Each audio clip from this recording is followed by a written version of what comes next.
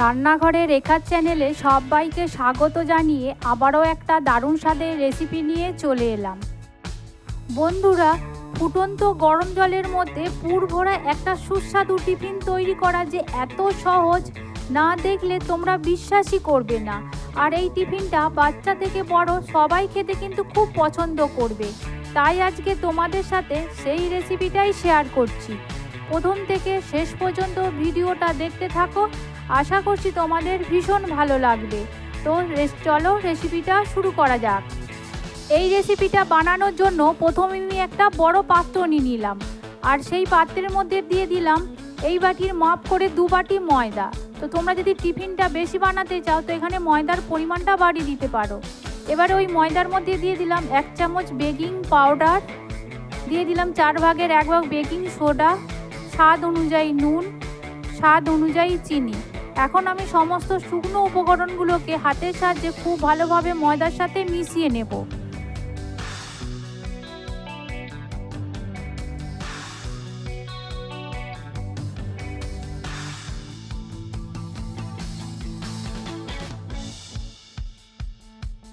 সমস্ত শুকনো উপকরণগুলো খুব ভালোভাবে আমি মিশিয়ে নিলাম। এখন আমি এর মধ্যে অল্প অল্প জল দিয়ে ময়দাটাকে মেখে নেব। আমি এখানে হালকা গরম জল দিয়ে ময়দাটা মেখে নিয়েছি, আর তোমরা যদি ঠান্ডা জল দিয়েও মাখতে চাও মাখতে পারো, বা গরম জল দিয়েও মাখতে চাও তো মেখে নিতে পারো। তো তবে গরম জল দিয়ে মেখে নিলে কি হয়, আরও সফট হবে। তো এখানে আমি হালকা গরম জল দিয়ে ময়দাটাকে আস্তে আস্তে অল্প জল দিয়ে আমি এটাকে ডোয়ের মতো করে রেডি করে নেবো।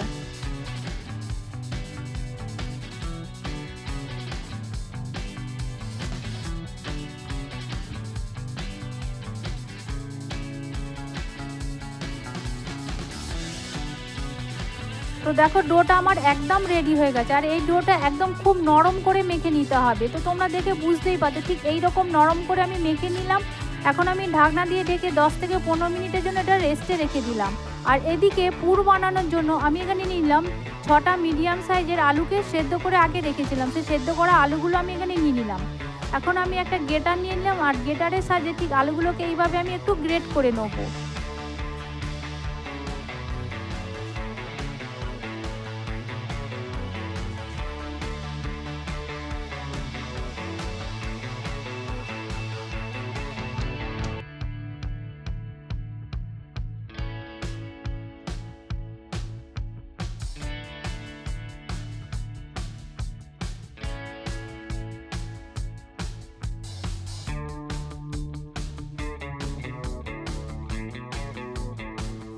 বাচ্চারা অনেক সময় কি হয়, একঘেয়েমি টিফিন তারা খেতে পছন্দ করে না। তাই তাদেরকে যদি এই রকমভাবে টিফিন বানিয়ে দাও তারা খুব পছন্দ করে খাবে, আর বড়রাও খুব পছন্দ করবে যদি এইভাবে তাদেরকে টিফিনটা বানিয়ে দেওয়া যায়। তো এবারে দেখো একে একে সমস্ত সেদ্ধ করা আলুগুলোকে আমি গ্রেট করে নিয়ে নিলাম।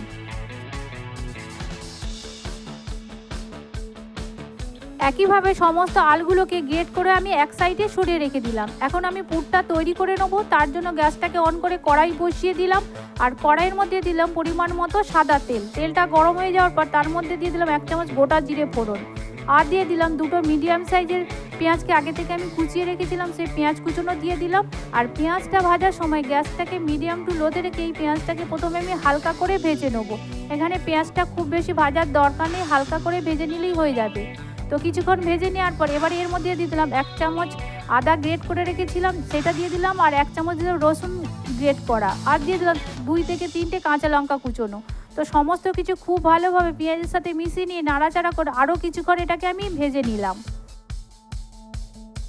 আদা রসুন কাঁচা লঙ্কাটা কিছুক্ষণ ভেজে নেওয়ার পর এখন আমি দিয়ে দিলাম অল্প ক্যাপসিকাম কুচোনো।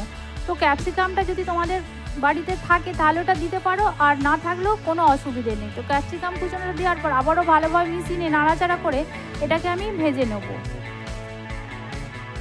ক্যাপসিকামটা কিছুক্ষণ নাড়াচাড়া করে ভেজে নেওয়ার পর এবারে এর মধ্যে দিয়ে দিলাম একটা মিডিয়াম সাইজের কুচোনো টমেটো। তো টমেটোটা দেওয়ার পর নাড়াচাড়া করে আমি ভেজে নেবো। তো টমেটোটা যতক্ষণ না নরম হয়ে ভাজাচ্ছে ততক্ষণ পর্যন্ত আমি নাড়াচাড়া করে ভাজতে থাকবো। তো দেখো টমেটোটা একদম নরম হয়ে ভাজা হয়ে গেছে। এখন আমি এর মধ্যে দিয়ে দিলাম 1 চামচ হলুদ গুঁড়ো, দিয়ে দিলাম 1 চামচ কাশ্মীরি লঙ্কার গুঁড়ো কালারের জন্য, আর দিয়ে দিলাম 1 চামচ গোলমরিচের গুঁড়ো, আর দিয়ে দিলাম 2 চামচের মতো টমেটো সস, তো সমস্ত কিছু খুব ভালোভাবে আমি মিশিয়ে নিয়ে আবারও নাড়াচাড়া করে এটাকে রান্না করে নেব। তো দেখো মশলাটা খুব ভালোভাবে আমার কষানো হয়ে গেছে। এখন আমি এর মধ্যে দিয়ে দিলাম আগে থেকে যে আলুগুলো গ্রেট করে রেখেছিলাম, সমস্ত গ্রেট করা আলু দিয়ে দিলাম স্বাদ অনুযায়ী নুন। তো সমস্ত কিছু খুব ভালোভাবে মশলার সাথে আলুটাকে মিশিয়ে নিয়ে এটাকে নাড়াচাড়া করে একদম শুকনো শুকনো মতো করে পুরটা বানিয়ে নেব।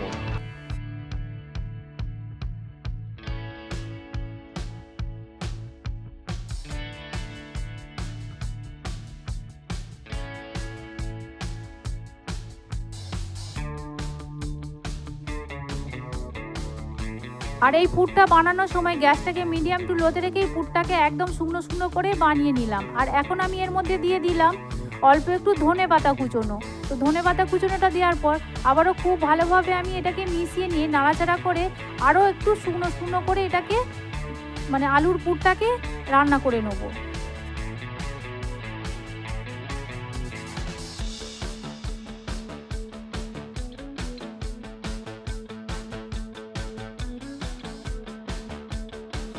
দেখো আলুর পুরটা একদম পারফেক্টভাবে আমার রেডি হয়ে গেছে। এখন আমি ওই আলুর পুরটাকে একটা পাত্রের মধ্যে আমি তুলে নিলাম। সমস্ত আলুর পুরটা তুলে নেওয়ার পর এবারে এটাকে আমি ঠান্ডা করতে এক সাইডে সরিয়ে রেখে দিলাম। আর এদিকে 15 মিনিট বাদে আমি ঢাকনাটা খুলে দেখে নেবো, দেখো ময়দার ডোটা কতটা নরম হয়েছে। আরও কিছুক্ষণ এটাকে আমি একটু দলে নিলাম।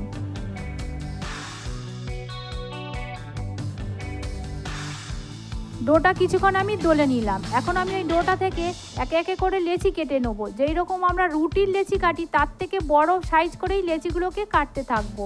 তো দেখো এই রকম করে একই মাপ করে আমি লেচিগুলোকে কেটে নেবো।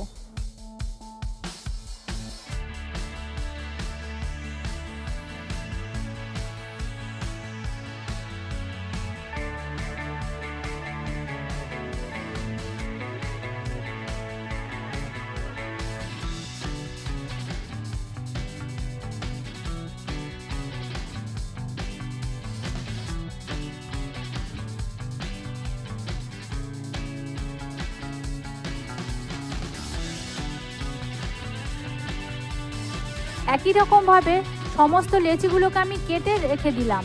তো 2 বাটি ময়দাতে মোটামুটি 7টা লেচি আমার রেডি হয়েছে। এবার এটাকে আমি এক সাইডে সরিয়ে রেখে দিলাম। আর আগে থেকে যে পুরটা আমি ঢেলে ঠান্ডা করতে রেখেছিলাম, এখন আমি পুরগুলোকে এরকম গোল গোল শেপ করে আগে থেকে রেডি করে নেবো, যাতে খুব তাড়াতাড়ি পুরটা ভরা যায়। আর এখানে কিন্তু পুরের পরিমাণটা একটু বেশি মানে দিতে হবে, তাতে খেতে খুব ভালো লাগবে টিফিনগুলো। তো এইরকম আমি গোল গোল শেপ করে পুরটাকে রেডি করে নেবো আগে থেকে।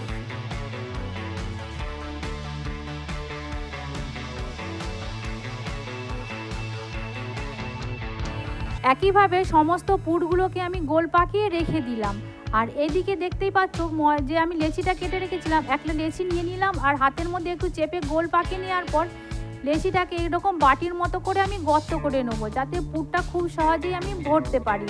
তো দেখো বাটির মতো করে আমি গর্ত করে নেওয়ার পর এবারে যে গোল পাকানো পুরটার আমি রেখেছিলাম একটা পুর আমি ওই লেচির মধ্যে দেওয়ার পর এরকম আস্তে আস্তে করে আমি পুরটাকে ভরে নেবো। আর এইরকম আস্তে আস্তে করে পুরটাকে ভরে নিতে হবে, যাতে পুরটা না বেরিয়ে যায়। তো আস্তে আস্তে করে পুরটা ভরে নেওয়ার পর মুখটাকে ঠিক এই রকম করে আমি সিল করে দেবো। তো মুখটাকে দেখো এইরকমভাবে খুব সাবধানে আমি সিল করে নিলাম। আবারও আমি একটু গোল পাকিয়ে চাপটা করে নিলাম। তো প্রথমে আমার টিফিন একটা রেডি হয়ে গেল। এবারে আমি থালার মধ্যে অল্প ময়দা করেও ছড়িয়ে দিয়ে মানে টিফিনটাকে রেখে দিলাম। তো একইভাবে সমস্ত টিফিনগুলোকে আমি রেডি করে একটা প্লেটের মধ্যে রেখে দিলাম। আর দেখো কত সুন্দর দেখতে লাগছে। এবারে আমি এটাকে ভাপিয়ে নেবো। তার জন্য গ্যাসটাকে অন করে কড়াইয়ের মধ্যে আগে থেকে আমি জলও গরম করতে বসিয়ে রেখেছিলাম। জলটা গরম হয়ে যাওয়ার পর এবার একে একে পুর ভরা টিফিনগুলো ওই ফুটন্ত গরম জলের মধ্যে আমি দিয়ে দিলাম। সব কটা টিফিন আমি এই ফুটন্ত গরম জলের মধ্যে দিয়ে দিলাম। আর খুন্তির সাহায্যে আমি হালকাভাবে নাড়াচাড়া করে নেবো। আর এইটা ভাপানোর সময় গ্যাসটাকে হাই ফ্লেমে রেখে এটাকে ভাপিয়ে নিতে হবে। তো মোটামুটি 10 থেকে 15 মিনিট এটাকে ভাপিয়ে নিলেই হয়ে যাবে। আর এটা দেখো ভাপানোর পর কতটা পরিমাণ ফুলেছে, তো তোমরা দেখতেই পাচ্ছ। তো মোটামুটি এটা আমার 15 মিনিট ভাপানো হয়ে গেছে। এখন আমি গ্যাসটাকে অফ করে দিয়ে একে একে পুর ভরা টিফিনগুলোকে একটা পাত্রের মধ্যে তুলে নিলাম।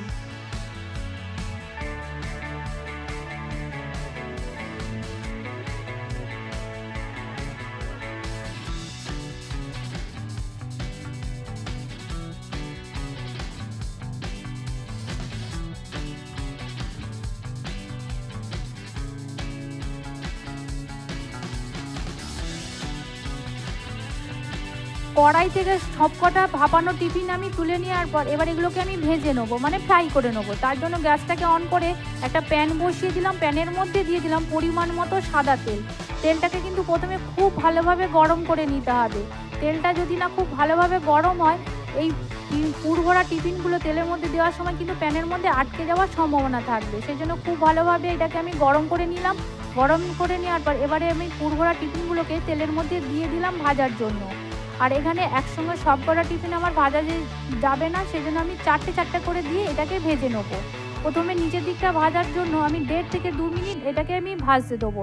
তো 2 মিনিট ভেজে নেওয়ার পর এবারে আমি উল্টে দিলাম, যাতে ওপর দিকটা খুব ভালোভাবে ভাজা যায়। তো এইভাবে আমি উল্টে পাল্টে দুদিকটাই লালচে করে ভেজে নেবো। দেখো নিচের দিকটা ভাজা হয়ে যাওয়ার পর কতটা সুন্দর দেখতে লাগছে, কতটা পরিমাণ ফুলেছে তোমরা দেখে বুঝতেই পারছো। ঠিক এইরকম লালচে করে ভেজে নেওয়ার পর এবারে আমি ওপর থেকে কিছুটা সাদা তিল আমি এইভাবে দিয়ে দিলাম, যাতে আরও সুন্দর দেখতে লাগে, খেতেও ভালো লাগবে। তো এইরকম উল্টে পাল্টে করে আমি টিফিনগুলোকে দেখো এরকম একদম লালচে করে, মানে ব্রাউন কালারের হবে সেই রকম করে ভেজে নিতে হবে। আর এগুলো কিন্তু ভাজার পর যখন তোমরা খাবে, ওপরটা একদম মচমচে হবে আর ভেতরটা একদম নরম থাকবে, মানে যেরকম আমরা পাউরুটি খাই সেই রকম থাকবে। তো দেখো এইরকম আমি লালচে করেই টিফিনগুলোকে প্রথমে ভেজে নিলাম।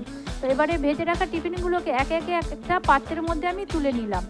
তো এই টিফিনগুলো ভেজে নেওয়ার পর আবারও যেগুলো আছে সেগুলোকে আমি এই একইভাবে ভেজে নেবো। তো সমস্ত টিফিনগুলোকে এইভাবে আমি তেলের মধ্যে ভেজে একটা পাত্রের মধ্যে রেখে দিলাম। এখন আমি আরেকটা প্লেট নিয়ে নিলাম, আর সেই প্লেটের মধ্যে আমি সুন্দর করে পরিবেশন করে নেব।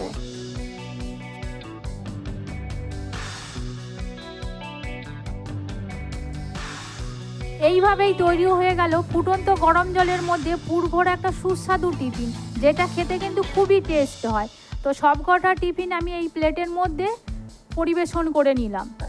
এখন আমি তোমাদেরকে একটা টিফিন ভেঙে দেখাবো। দেখো ওপরটা কতটা মচমচে আর লালচে ভাজা হয়েছে, আর দেখো ভেতরটা একদম পুরে ঠাসা নরম, যেরকম আমরা পাউরুটি খাই ঠিক সেই রকম এই টিফিনটা হয়েছে। আর এই ভর্তি পুর থাকার কারণে খেতে খুবই সুস্বাদু হয়। তো আজকে যদি তোমাদের এই রেসিপিটা ভালো লেগে থাকে, প্লিজ তোমরা একটা লাইক করে দিও, শেয়ার করে দিও, কমেন্ট করে জানিও যে আমার রেসিপিটা তোমাদের কেমন লেগেছে। কমেন্ট করে জানালে কি হয়, নতুন নতুন ভিডিও করার আগ্রহ বাড়ে। আর যারা এখনও পর্যন্ত আমার চ্যানেলটিকে তোমরা সাবস্ক্রাইব করোনি, প্লিজ তারা আমার চ্যানেলটিকে তোমরা সাবস্ক্রাইব করে দিও। ভালো থেকো, সুস্থ থেকো, ধন্যবাদ।